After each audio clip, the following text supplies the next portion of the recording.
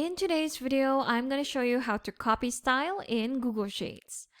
Let's say you have copied some data from another source and had to paste it into your sheet.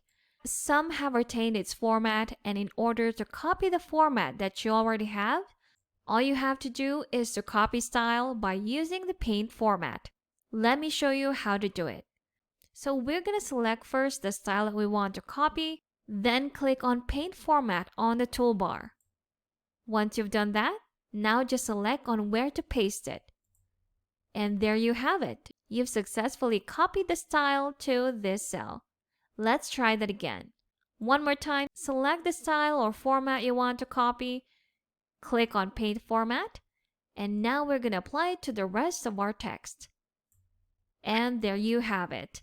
We've successfully copied the style from this side to this side.